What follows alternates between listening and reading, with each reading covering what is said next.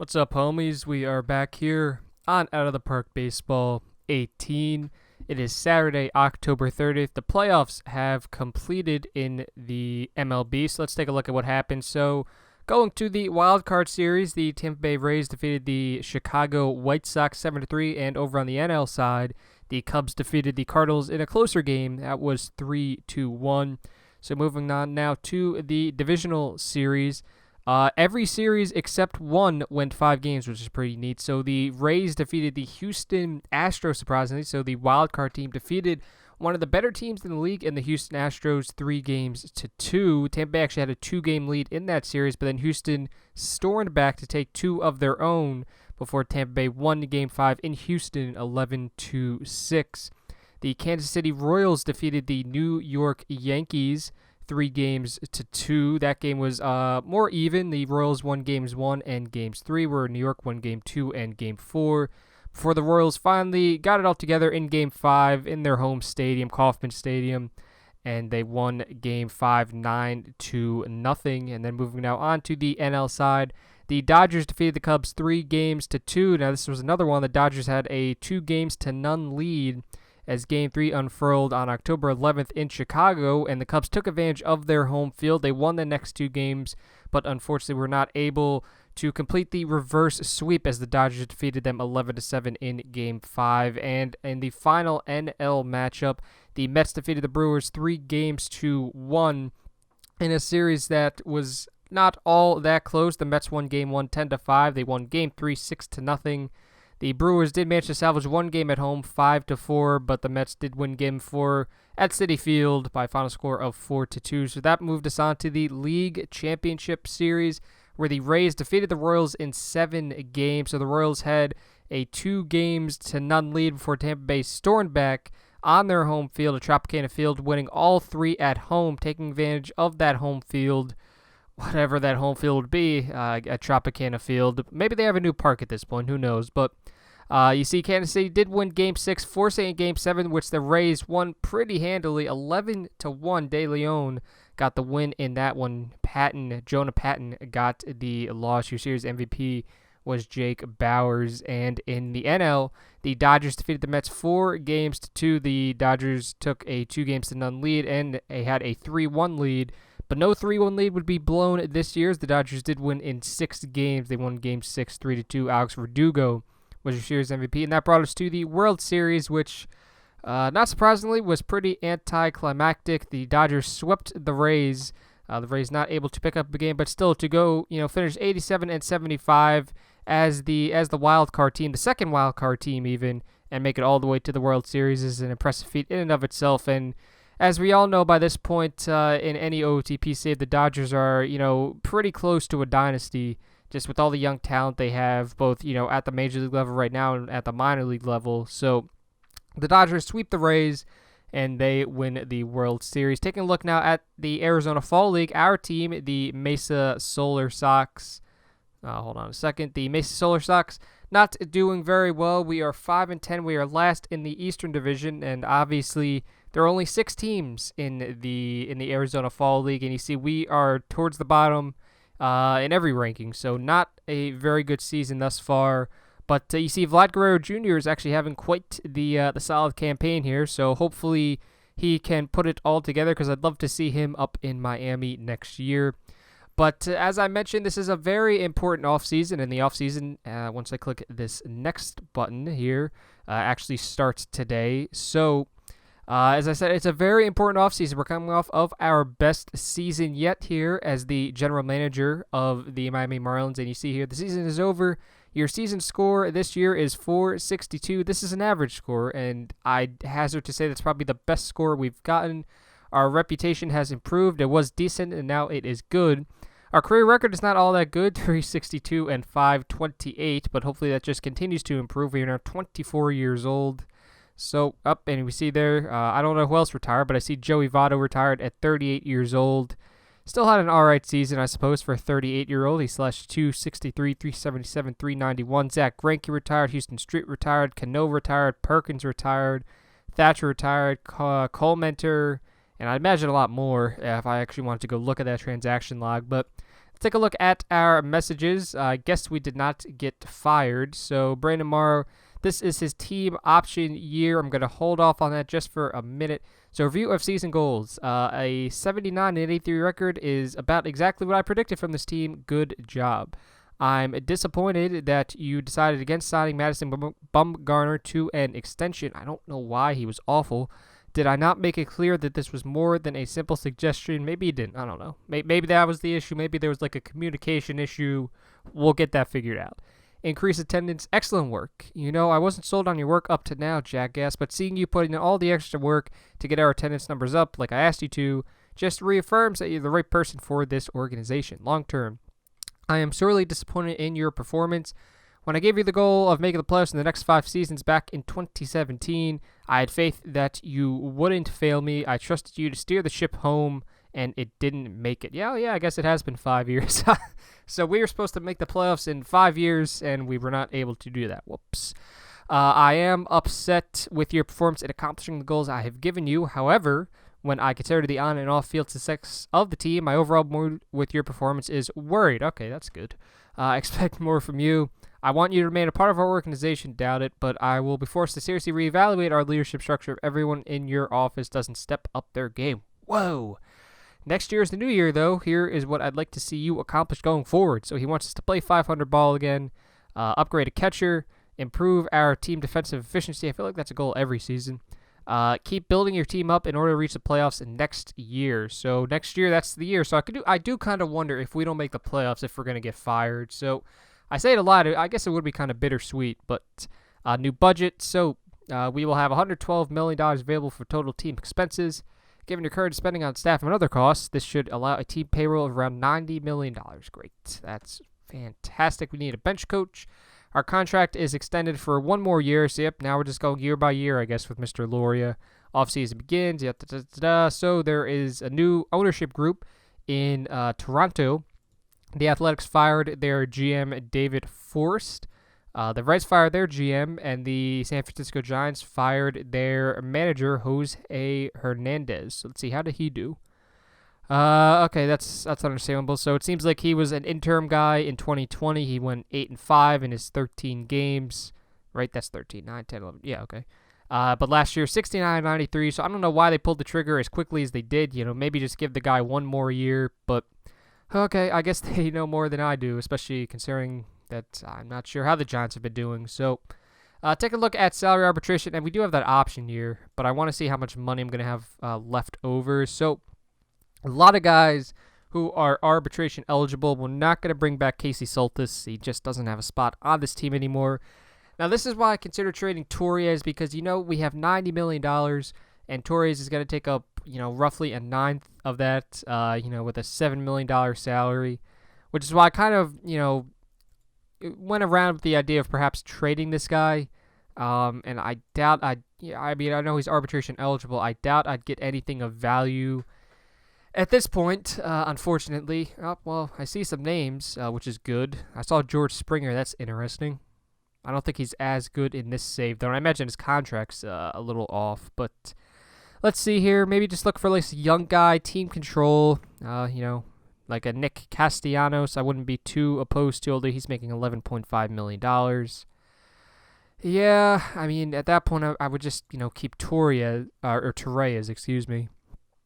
Got that. Now Frances Martes is interesting, although I guess this is the guy from Houston. So this guy never developed, it seems like, which is unfortunate. Yeah, so he never quite developed, which is a shame. What does OSA have him pegged at? Yeah, he just never developed. That's a shame. So I would not be opposed to perhaps getting Martes, but I feel like I could get maybe somebody better like this Greg Deichmann guy. Oh, wow. Yeah, here we go. This is perhaps... Well, I don't need a first baseman, though. That's the thing. I mean, at this point, I'm really just looking, as I said, for a way to, like, save as much money as possible. How much is Scope making? 10.5. Now, what position did this guy play last year? Because obviously they have Joseph at first, I'd imagine. So he played... Oh, so he didn't even play a lot of games last year. Oh, yeah, okay. All right, that makes sense. Sonny Gray, if he wasn't making a ton of money, would be interesting. I mean, yeah, there's some interesting names here for sure. I thought I saw George Springer. Did I not see that, or was he just not? Was he just not as good as I thought he was? Yeah, there's George Springer, $19.2 million. Yikes. Okay. All right, so I'm going to cut away here because it's so tough for me to say I'm gonna spend $7 million on one guy here. It just doesn't make sense. I mean, he was good the past 2 years for us. That's the thing. His OPS was fine. His OPS plus was good. He was one of our best offensive players. I mean, okay. So hold on. Let me take a look at the salaries real. Oh, nope, not the Mesa Solar Sox. Whoops. Miami Marlins. There we go. So I want salaries. So next year, 2022, we are going to have $18.6 million invested in Jeff Samardzija. That was not a good free agent signing. Whoops. That's a shame. Oh, well. We're going to have $7.7 million in Liam Hendriks. So hypothetically, if we were to re-sign Torreyes at that $7 million mark, we'd be at $67.2 million. So he's been good, but if I can find a way to trade him, that would be great. We're still paying for Giancarlo Stanton's contract. That is incredible. Hit 33 home runs last year. Good for him. So he kind of bounced back. The average isn't good, and the on-base percentage was a little iffy, but he's got the home runs still going for him, so that's good. Yeah, I think I'm going to try to find a way to trade Torreyes just because I don't want to. I'm already overpaying for Samardzija at this point. He's taking up $20 million of my $90 million payroll. So I'm going to try to trade Torreyes just for, maybe a cheap bat to replace him in the lineup. Because if we take a look here, I mean, I could always just put Hicks at shortstop. I'd be fine with that, honestly. I'm fine with his skill set. Or even JT Riddle. I can move him back to shortstop and go from there. But, yeah, I'm going to trade Torreyes. It was nice having him on the team. But now if I can get maybe some young talent, because I'm not going to pay him $7 million. We're already, a little higher than I'd like to be in terms of the payroll. So I'm going to try to find a suitable offer for Torreyes. And, yeah, I will be back when I find that offer. All right, so I found the trade that I am going to make for Torreyes, or that I have already made. So the Phillies, obviously, you guys saw the shop player screen. The Phillies showed interest in Torreyes, so I decided to trade Mr. Ronald Torreyes, the 29-year-old shortstop, and a 21-year-old minor league catcher, Archimedes Kumana, to the Philadelphia Phillies for 25-year-old minor league starting pitcher A.J. Moore and 26-year-old pitcher Franklin Colomb. So, obviously, I'm just trying to acquire as much pitching as possible. That's what this team really, really needs to take the next step. And I felt this was a good return for a guy that I wasn't going to bring back anyway. So I get Moore, a guy that has not even reached the major leagues yet, although he will be on our major league squad next year because this guy is ready to go. Intriguing ratings. He could have 65 great stuff, 65 great control. He's a neutral for ground ball, fly ball tendency. He can field the position well. He's got an okay fastball, but his slider and changeup are really intriguing. So I'm going to take a shot on A.J. Moore. I think that he can be a solid middle of the rotation starter for us, if nothing else, which is why I acquired him. Then I also get a guy in Franklin Colomb, also just 26 years old. He has just a year of Major League service time. If that curveball develops like I think it will, he'll become a very nice rotation piece for us. And if it does not develop like I think it will, if it just stays at 35, he'll still be a nice bullpen piece. But OSA seems to like him a little better than our head scout. It seems like OSA thinks he'll actually have higher stuff and an even better curveball than our head scout does, and he is not one to make waves in the clubhouse. Also another neutral guy for the ground ball to fly ball tendency. Sits at around 94 to 96 miles per hour for his velocity. So I felt like for a guy, as I said, that I wasn't going to bring back anyway in Torreyes, he obviously is a very solid player. He can do a lot of things well. He can hit. He really can't hit for power, but he's got solid gap power, solid eye. He can really avoid strikeouts. He can field, second, third, short, great defensive ratings. But, for a guy that I wasn't going to bring back, I do think that this was a good return. As the general manager of the Marlins, I'm kind of in this position where, once these guys reach the end of their arbitration years and into the time when they can, start getting those contract extensions, it's just difficult to, try to keep them on the roster when I only have so much money to work with. So I felt that this return for guys that are going to be cheap for the next several years, a lot of team control left, pitchers, which is desperate, this team desperately needs them. I felt that that was a good return. So moving now back to salary arbitration, that does make my life a lot easier. Now if we go to front office and we go to salaries, you see now we're good to go. So it would be nice if I could trade some Marja I doubt that anyone wants this vastly overpaid veteran, as the AI likes to say. I mean, there's Will Myers, but at that point I'm just getting a $20 million guy. So I don't need that, and I doubt Hendricks is going to, fetch me anything worthwhile. Now, if he does, I would not mind getting his contract off the books just to give myself even more money to work with this offseason. I see some names, but these all seem like guys that have unfavorable contracts. And they are. So, it just would not make sense to trade for, like a guy, like an Andrew McCutchen who's making $21 million, this Carlos Santana who's making $9 million, George Springer's making $19 million, Brandon Geyer's making $13 million. Like, all these guys, some of them are solid players, but just it would not make sense to get rid of Hendricks just to bring on, another, high salary guy. So, it's probably the only trade I'm going to make this offseason. So, I mean, I could try to trade Mar, but I don't actually. Wait, I actually have to advance the day first before I do that. And I got to put all these guys on the active roster. So, I actually have to simulate up a day because I would be interested to see what I could possibly get for Mar. So, let's just go here to salary arbitration. Or not salary arbitration. What do I want? Let me go back to pitching staff. That would be good. Where's he? There he is. So I don't know what I could really get for this guy.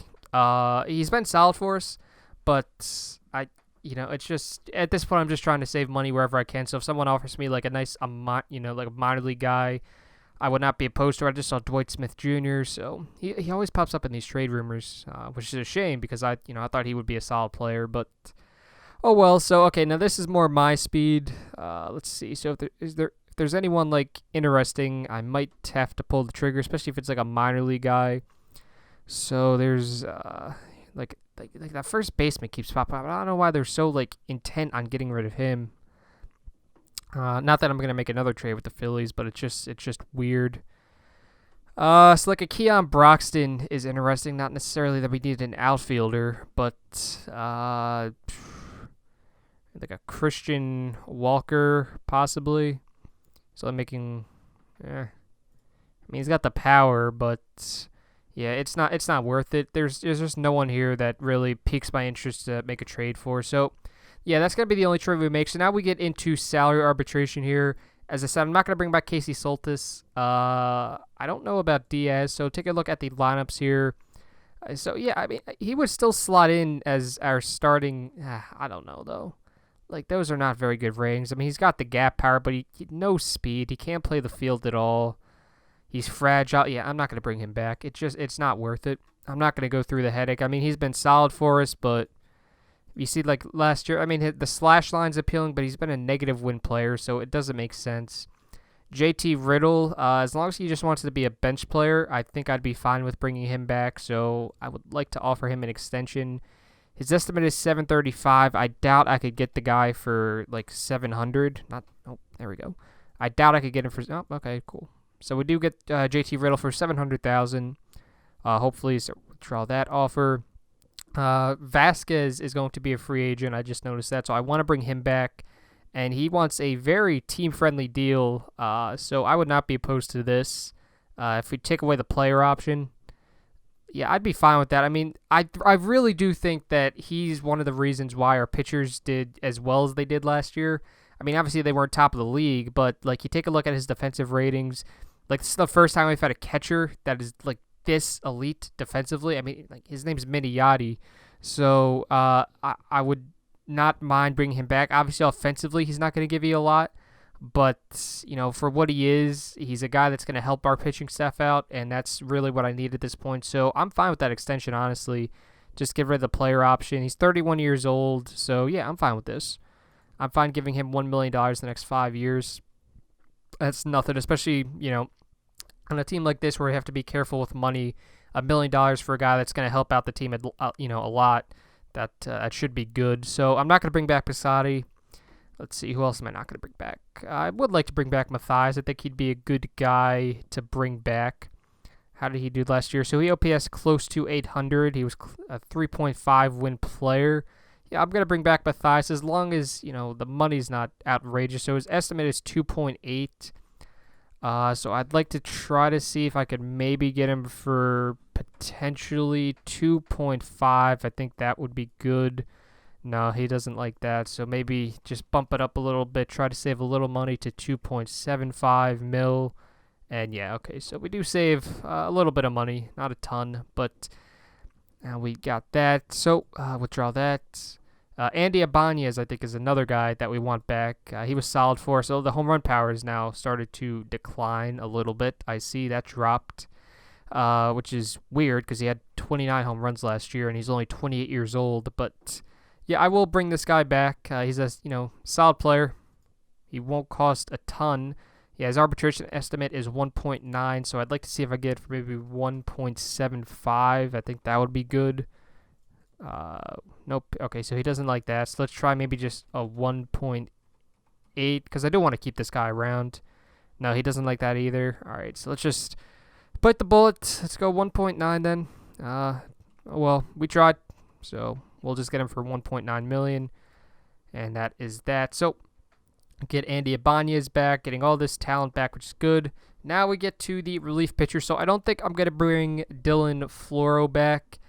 You see, he's been in, the major leagues full-time since, I would say full-time since 2019. And he's had one solid year sandwiched in between 2 years that were, really awful.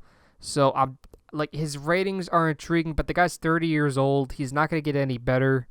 The velocity's not up there. Now, I know pitchers can survive if their velocity's that low, but still, I think I'm going to, I can't see a situation where it'd be good to bring him back. So we're going to get rid of Flora. I was even trying to, include him in trade offers because it seemed like he was, a nice piece, but I'm not going to bring Floro back. Caleb Dirks. Here's a guy that, I wouldn't be opposed to bringing him back. What is his estimate's only 2.2, so we'll bring Dirks back, I suppose. So his estimate was, 2.2? All right, so I wonder if I could just get this guy for $2 million even. I doubt it. No, yep. Maybe just 2.1, like 100,000 less. Okay.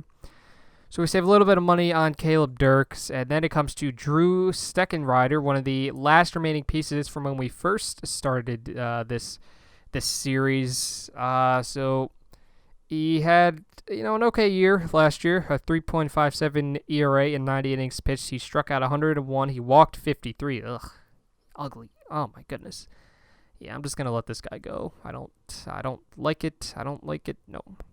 So Steckenrider is now off the team, and now pending minor league free agents. All right, so I'm gonna go through these minor league free agents, and oh wait, I still have Morrow. Whoops.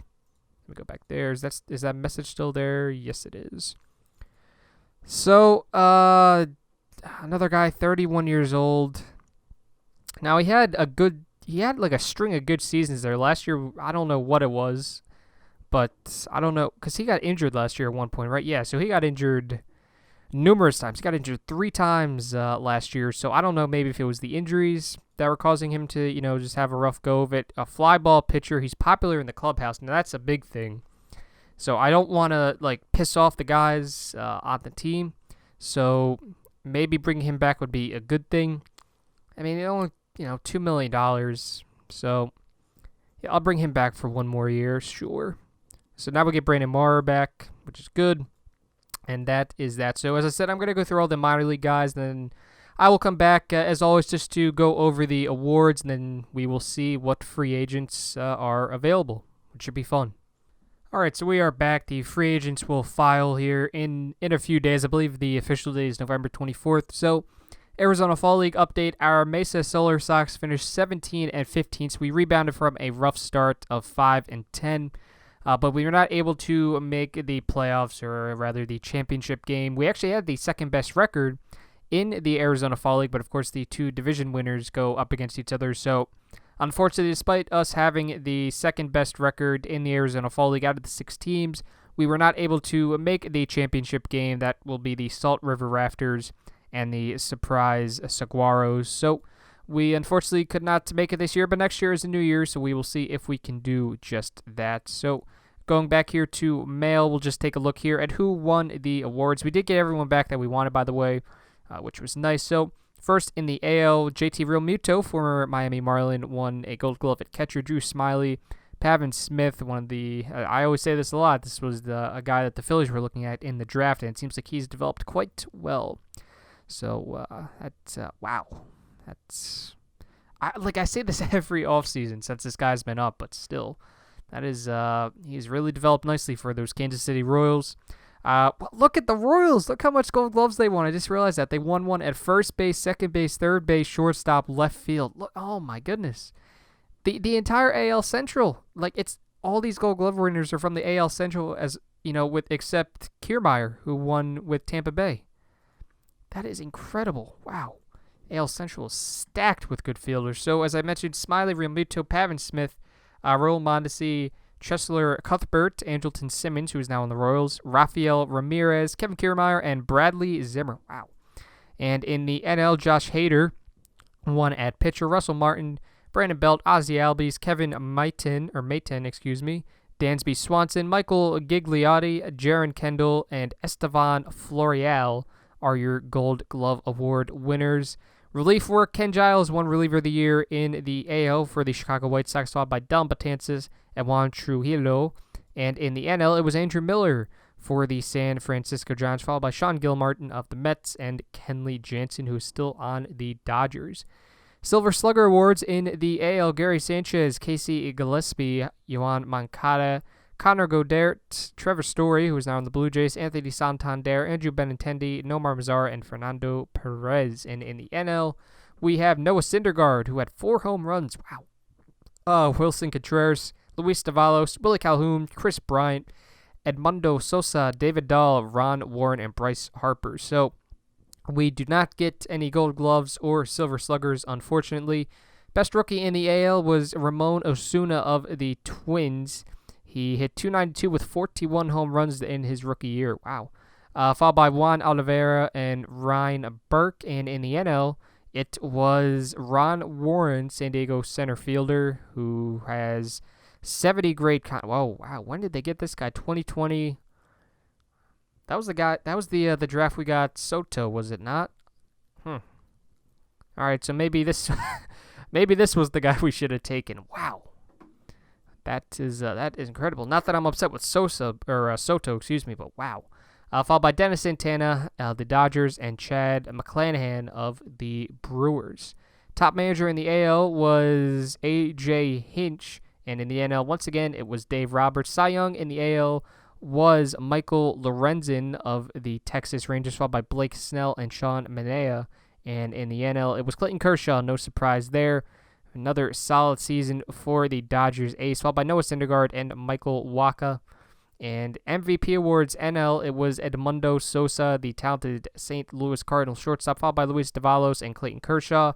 And in NL, Connor Godert, followed by Moncada and Joey Gallo, who hit 64 home runs last year, did Joey Gallo. Wow, okay. So Joey Gallo is just a stud. So, as I said, free agents will file here. It is the 23rd, not the 24th, so I was wrong. But we will have to see what free agents file. Now, of course, we are never going to be players for big money free agents. Just that's the nature of it. Until Loria either dies or sells the team, we're not going to have a ton of money to play with. But take a look here at the international free agents that have entered the market. Now, this is a good way to potentially save money because these guys don't always want a ton. And it seems like there's some solid guys here. There doesn't seem to be any studs per se yet. Yeah, there's no, like, studs, but there's a lot of, like, solid, like, guys. So here's a guy. He wants $11 million. That's the guy maybe I'll look at. Gilberto Cabrales, he wants $950,000. Another guy that might pique my interest, although the stuff was not all that great. A bullpen piece for $1.8 million. I would not be opposed to taking a shot on Montillo. Morales was not one of the guys. Who was the other guy? There was like another guy that was kind of solid too. Was it Ronquillo? Yes, it was. Another bullpen guy, but he wants $5 million. So that's a little out of my price range for a relief pitcher. But yeah, so let's take a look here and see who the best free agents are. And actually, I wanted to take a look at the minor league system rankings. Your Marlins are in the top 10 for minor league system rankings. Braxton Garrett, Holderbaum, Cortez, Colomb, and Roybal, just some of our top prospects. So we are now top 10. So if nothing else, I guess we can say that we have restocked the farm system from when we first started this. Which was the goal. I said the goal was to restock the farm system, become a contender. So if nothing else, we have gotten at least one of those goals accomplished. But as I said, let's take a look at the free agents who have filed. What year is it? It is 2021, so there should be some intriguing names here. Roldis Chapman. All right, so a lot of relief pitchers at the top. Yeah, a lot of relief pitchers. Okay. So this is not the best free agent class. There's Freddie Freeman, but he is 32 years old. Not that I'd sign him anyway. But, yeah, so a lot of relief pitchers. In fact, the top, 1, 2, 3, 4, 5, 6, 7, 8, 9, 10. Out of the top 10 free agents, 8 of them are relief pitchers, which is fine. There's Bear Claw, excuse me. There's Carl Edwards Jr., All right, yeah, so we have $30 million for free agents, so I guess that's that international pitcher that I was looking at is maybe off the cards, or out of the cards, unfortunately. So just as we always do, let's take a look here at our lineup. So we're going to clear all lineups, clear all depth charts. So once again, we're going to go to next season. Vasquez as our starting catcher, Roland as our backup catcher. We will have Rowdy Tellez as our starting first baseman. I guess Cortez could be our starting second baseman at this point. I would not be opposed to that. He had a rough go of it last year in his cup of coffee, although he had never played above high A, so that was, I suppose, my fault. Or we have Andy Ibanez. I forget. We always have Matthias. All right, so Matthias perhaps at second, Ibanez at third. Yeah, so let's do that. So Matthias at second, Ibanez at third. We have Luis Soto will be playing center field. So Danielson Haro, I think that's how you say it. I would not be opposed to maybe putting him in right field. I suppose it wouldn't be awful. So we do need a shortstop. I know I said I would not mind putting Christian Hicks there as my starter. So as of right now, Christian Hicks would be my starting shortstop. We do need a left fielder. I don't know what I'm going to do with Cortez either, but we do need a starting. We at least need one starting outfielder, I believe, unless we have somebody in the minor leagues that I am forgetting. Let's take a look here and see. Are there any outfielders here that perhaps I can call up? Not Sky Bolt, unfortunately. Though he is he's done well down in New Orleans. At least he did last year. So there is not really anybody here that I can see. Oh, Jared Kelenic. It seems like he's about ready. Yeah, so he wants to play in the majors right now. So this was our first round pick back in 2018, our third overall pick. Did very well in Winter League, did well last year at AA, so yeah, okay. Just a way to save some money, so we will call Kelenic up, so he will make his Major League debut next year. So we'll put Haro in left, we'll put Kelenic in right field. Yeah, which is good because he'll add some power, which is what this lineup needs. Now, once again, this is kind of left-handed heavy. We have 4 left-handers, 3 right-handers, and a switch hitter. And this is obviously not how the lineup's going to be. It's just how I'm setting it up right now. So Riddle can be our backup at second and third, at least, if not more. Now, can Roland play first? No, he cannot. Okay. So Riddle could back up at second and third. So I would like... What can Cortez play? He is not very good defensively. Whoops. So I would not be opposed to getting a shortstop. I would not be opposed to it. Now, pitching staff-wise, I don't really think we need, actually, a ton of pitchers. I think we're just going to go with our young guys. So we'll have Biagalski. We will have A.J. Moore in the rotation this year. Sean Reed-Foley. Yeah, so we'll have Sean Reed-Foley. We will have John Harmon. A.J. Moore is going to be in the rotation this year. And Braxton Garrett. So, whoops, I forgot. Where is he? Where is A.J. Moore? There he is. Yeah, so Moore is going to be in our rotation this year. So we're actually going to go with just our young guns this year for the rotation, I think. We'll have Biagalski. I'd actually be fine with this rotation, to be perfectly honest. I mean, maybe move Reed Foley up. But, I mean, we'd have Biagalski, Foley, Garrett, Harmon, and Moore. And maybe just split up the left-handers, put Moore right there. So there's not really a spot for Colomb unless we went to a six-man rotation, which I'm not going to do right now. There's no room for Samardzija, so he's going to get pissed at us because he's not going to be starting, which is just how it goes sometimes, unfortunately. But in terms of the bullpen, let's take a look here. When is he going to be back? 8 months from now? Ugh, damn it. That is a shame. So I guess we will have Tyler J. Well, who did well last year? Caleb Dirks can be one of our stoppers in the 7th and close game. Parker Bug can be another one of our stoppers in the 7th and close game. Is Liam Hendricks going to be back by then? He will be out for another 5 months. So, yeah, he'll be back by then. So we have them and that. Tyler J. can be one of our middle relief guys. Minter, I suppose, can be another middle relief guy. I'm going to trust him to get back to where he was. So he'll be another one of our stoppers. So 2 middle relief guys. Colomb is definitely going to be one of them. We didn't get the guy just to, sit around and do nothing.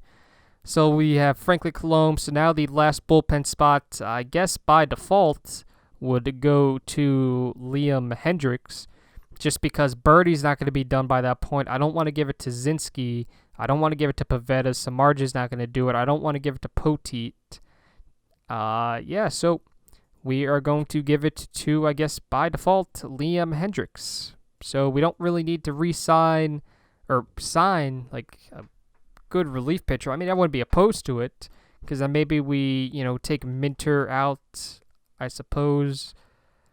Yeah, I mean, I wouldn't be opposed to it. Scouting reports, quality mid-game inning or two.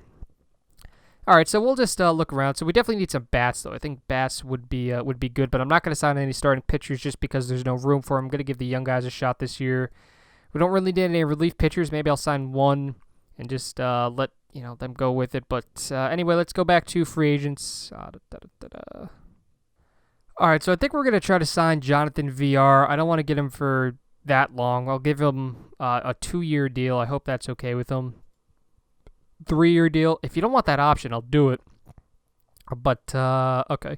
Yeah, so we're going to try to get Jonathan VR. He's one of the best players available in this free agent market. He only wants, he doesn't want that, a lot of money. He only wants like that $3.7 million. He's an Iron Man, which is great, so hopefully we won't have to worry about injuries. He is solid defensively. He's got a ton of speed, so he can just slot in at the top of our lineup. You see, he's, none of his stats or none of his ratings, jump off, they don't jump off the page at you, but, solid, okay contact, okay gap power, okay home run power, okay eye.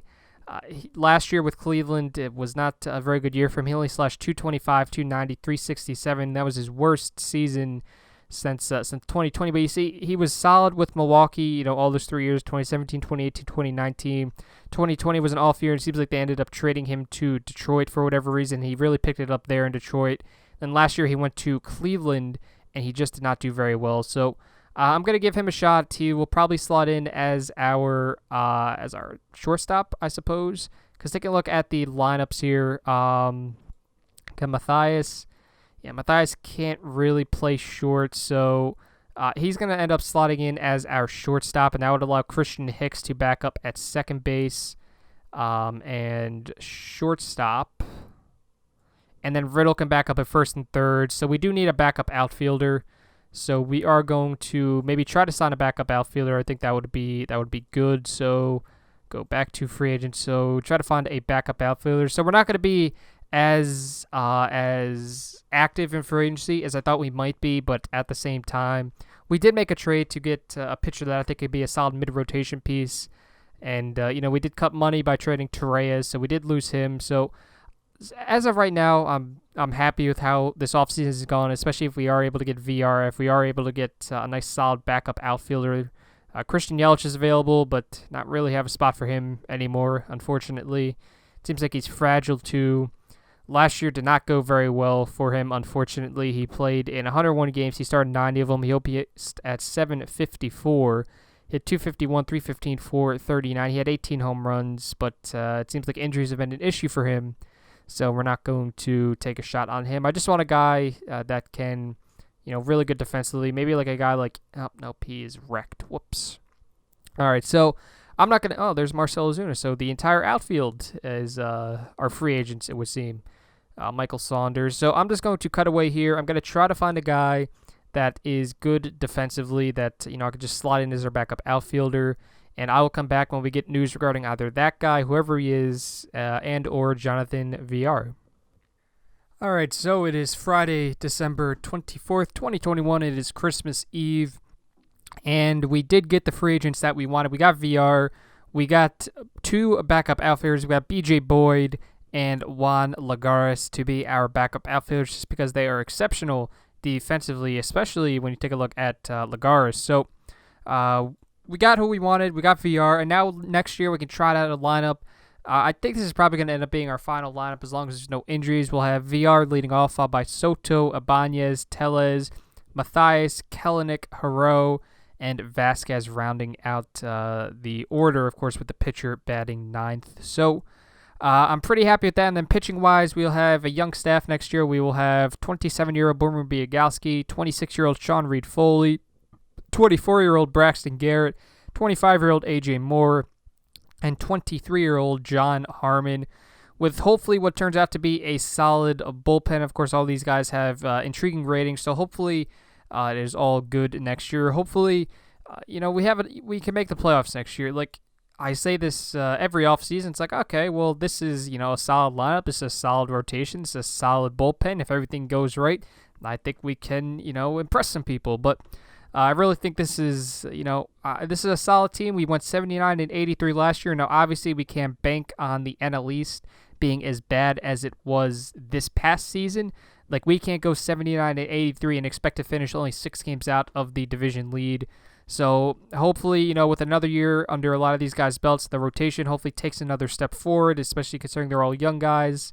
The lineup just gels and we get, enough production out of them to hopefully push for a playoff spot. But having said that, actually, before I go, I keep meaning to do this. We need to get our next Tebow update. So he is still kicking around in the Mets organization here in 2021, 5 years later. So this year was what looks to be one of his better years, although he's not playing a lot. So maybe I think what I'll end up doing next year maybe is just trade for this guy. I say this guy, trade for Tebow. Tim would make a great manager someday. All right, so maybe we get Tim Tebow as our manager then eventually, right? So he was up in Double-A in Binghamton, and now it seems like he has since regressed back down to High A. Last year he slashed 229, 260, 354. So he still has the power going for him, I suppose. But yeah, it seems like Tim Tebow has not done very well during his time here in Major League Baseball. He did hit 280 in 25 games with an 879 OPS, but he only started 10 of them. He had 3 home runs, 4 doubles. So I think what I will end up doing is just training for this guy. Maybe give him like 1 Major League at bat at some point next year, maybe like the last game of the year. Just let him say that he was able to make the Major League. So having said that, this is where the episode is going to end. I want to thank all of you for watching. Hopefully, our team next year can make some noise and impress some people. We just went 79 and 83. So next year, of course, the goal is to make the playoffs with this young group of guys that we have right now, and go from there. Make the playoffs for the first time since 2003, I think it was. What was it, 2003? Take a look here at history. Yeah, so make the playoffs for the first time since 2003, close to 2 decades later, making the playoffs once again. So hopefully we are able to do that for this Miami fan base who has had to endure so much terrible baseball since the last time they made the playoffs. So with that being said, I want to thank you all for watching, and I'll see you in the next episode when we will start the 2022 MLB season. Enjoy the rest of your day.